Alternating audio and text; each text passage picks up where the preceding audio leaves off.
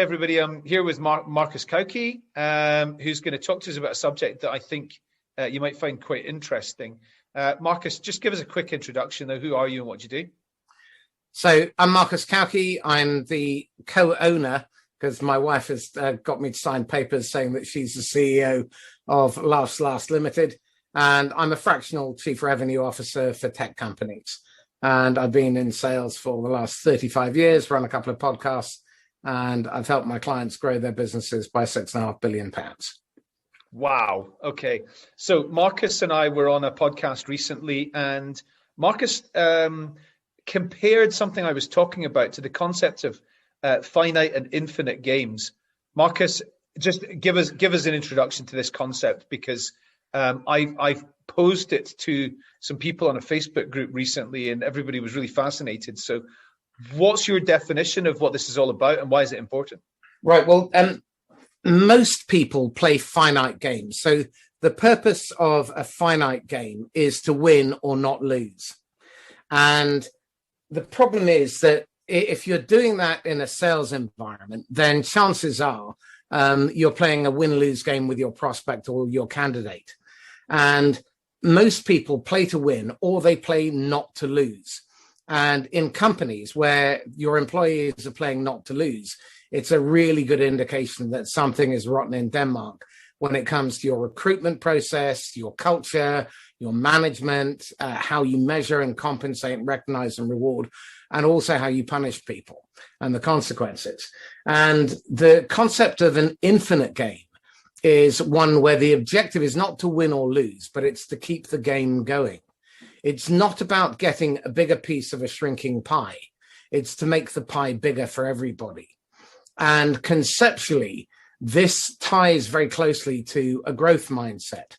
It ties very closely to the kind of culture that is created where you've become a destination employer, where people actually want to come and work with you, where they queue up. They'll even take a pay drop because they see that you're doing something that's more meaningful than just providing them with money. So that gives you a rough introduction. But it's a fascinating concept when you apply it to marketing, to sales, to customer success, to recruitment, to management.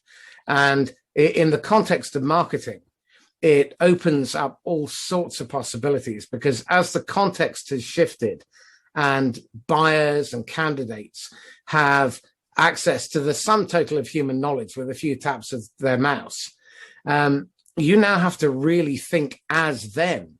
You have to think as the customer, and you can no longer control the narrative. The narrative happens behind your back.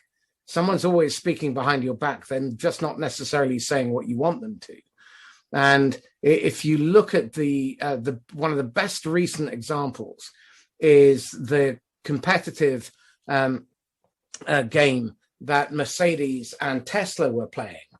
Back in 2019, Mercedes started the year as the #1 luxury car manufacturer on the planet. And in the US, they sold 86,000 units of the Model C at an average cost of customer acquisition of around $960 per person. Meanwhile, Tesla, without having produced a single unit, at an average cost of customer acquisition of $6, sold 276,000 units of the Model 3. And the difference was that Mercedes was talking about engine metal price, and they were stuck in their old paradigm, whereas Tesla started a conversation about the environment, internal combustion engines, and started that conversation, and customers took it over. And therein lies the difference. It's difficult to do, and it cannot be controlled. And that's the problem for many people. I don't want to mix our concepts here, but actually, what you've just described is also a perfect blue ocean strategy by Tesla. They've simultaneously created additional benefits while reducing cost, but actually they've also changed the conversation, because they've turned it into a conversation that's connected to the environment and other things. What they did was they moved the playing field. Yes. They moved the playing field and the goalposts and left everyone else scrabbling around in the mud. Yeah. They've also created a software-enabled vehicle rather than a vehicle that has some software inside it. But basically, it's a battery on wheels.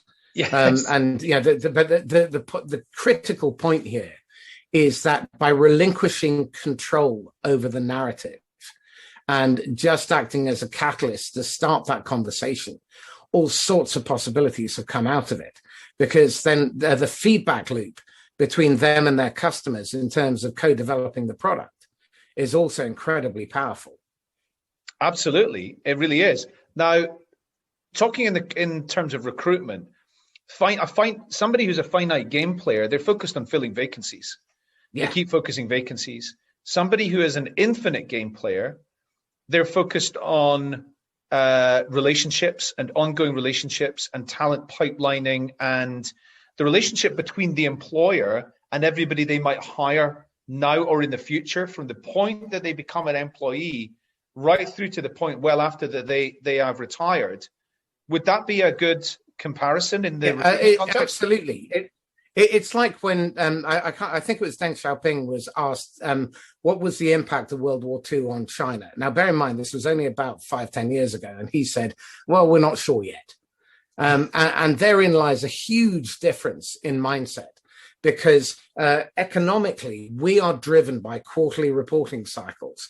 And so when Donald Trump was kicking off against China, they were thinking 100 years, he's just going to be a blip. And so nothing he did fazed them one way or the other. It was just a minor tickle. And that, you look at Oriental mindsets in terms of their long-term planning, that, they operate on 100-year plans. There's not a large Chinese or Japanese company that doesn't have 100-year plans. And what was really interesting is the oldest company in the world was a temple building company in Japan that was over 1,400 years old. And the moment they moved from an infinite mindset to a finite mindset, the company ended up folding because they were so fixated on trying to appease their shareholders instead of playing the long game. And we see this in candidate nurturing. Only a tiny, minuscule proportion of the overall total addressable market will be in the market to move jobs at any one time. So if you're not nurturing those conversations and you're only focused on filling vacancies, then you're missing out on an enormous talent pool who may be ready if you keep the conversation going. In terms of the characteristics of individuals, as I understand, infinite game players will play finite games, but it's all building blocks in terms of the infinite journey. Should somebody who is naturally operating as a finite game player, should they be adapting the way that they're going about operating and living their lives to become infinite game players? And can they? In all honesty, I don't think you really have a choice. It's either adapt or die. Your ability to collaborate will determine your success in the future. The way the market has shifted, the context in which we all operate has shifted. And if you're constantly playing finite games, yes, you may be an anomaly and you may be successful short term, but you're having to work a hell of a lot harder. And you're also probably burning through a lot of relationships and a lot of opportunities. And I see this in marketing all the time, where there is a misalignment between marketing, sales, customer success, and then the rest of the organization's operations. If they're not fully aligned and they aren't seeing the customer's outcome as being their primary objective and offering buyer safety, then it always feels like you're doing something to the customer instead of serving them. And from a recruitment standpoint, again, recruitment and sales have both got terrible reputations for a justifiable cause. Because historically, as professions, and I use that term as loosely as I possibly can, we've been focused on what's in it for us, hitting our quota, filling a vacancy. And the problem with that mindset, and you talked about the example of Specsavers when we were on our interview, and Specsavers have a vacancy. They they speak to all 1,200 optometrists in Denmark, and only 7 candidates pop up, which is a minuscule fraction of a percent. Now, if they were going to do that every time they had a vacancy, that would be a massive waste of energy. So what you cited was that they created a platform where the community was built around educating optometrists and bringing value. Yeah. And it was very gently and subtly branded so that when people were ready for a move, Specsavers was a brand that came to mind early. Yeah. And you have to look at companies like Patagonia, Zappos. These are companies that have really built their brand by creating a conversation with their customers. And people want to go and work there. Why? Because they buy into their purpose, they buy into their mission, and they buy into their values. And they're familiar because they're continuing the conversation. It's not one and done, thank you, ma'am. And it doesn't feel like the drive-by shooting that most salespeople are guilty of perpetrating on customers. So it's not about the one-off sell or the one-off hire. It's about the relationship with the 99% of other people who are not buying or joining your company today, and it's about the community that you can develop alongside that. Yeah. And that's the infinite game in this context. I've been using social media for about 18, 19 years now. Yeah. And I learned over time that the only way that you can really build your personal brand, and I firmly believe that any seller, any founder, any CEO who is not playing the long game on building their personal brand is making a fundamental strategic error, is to be timely, contextually relevant, and always offer value. Yeah. And don't look for anything back. What's been really interesting, I wound up my training business because I wanted to do something different in October. By the end of the first week, I already had a full order book. And of those 7 customers, 6 of them had never once commented, liked, or shared any of my content. One of them I had engaged with once 16 years previously, and he'd been following my content ever since. Yeah. And it was nurturing those conversations. And it used to frustrate me. I used to worry about things like likes, comments, and shares. Now I don't care. The only metric I care about is what Al Tepper calls buzz. Yeah. And that is the subsurface communication. It's when they contact you via direct message or email, or they pick up the phone and they say, Marcus, read your content. It was like you were a fly on the wall. It's like you were in our boardroom only yesterday. Yeah. And sometimes you hit the mark and sometimes you don't. But these people start following and consuming your material. And it's the same thing with the conversations. I'm in the throes of launching a community at the moment around a concept of sales a force for good, because I want that conversation to happen without me. I don't want a following. And this is where most brands get it wrong and where most recruiters get it wrong, because they treat the candidate pool as if they are an asset they own. They don't. Yeah. And in recruitment, it's particularly difficult because your product can change its mind or have its mind changed by its spouse or partner. Yeah. So you really have to be working those relationships and delivering value continuously over time. And you need to have soft touches. It's not just about what you can pitch or sell. It's about delivering value, education, insight, making sure that you're helping them gain a competitive edge in their marketplace, helping them be aware, stay up to date, stay current. And don't be afraid to have a voice that is slightly controversial either. Tesla going into the market talking about the environment. Can you imagine all those plutocratic industrialists all over the world choking on their coffees and brandies?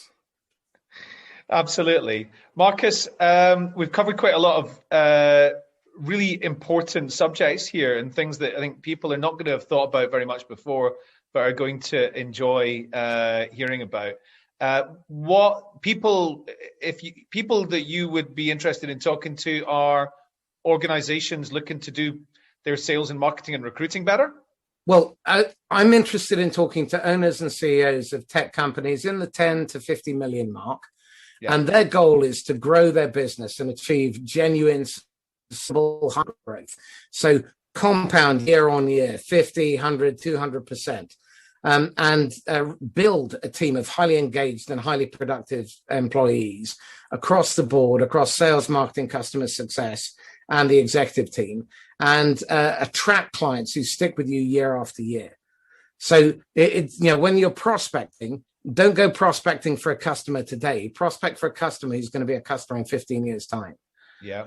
And what you're trying to do is you're trying to build the kind of culture that people want to work for, and not only that, they will attract their friends and family, the people they care about, the people they rate the most.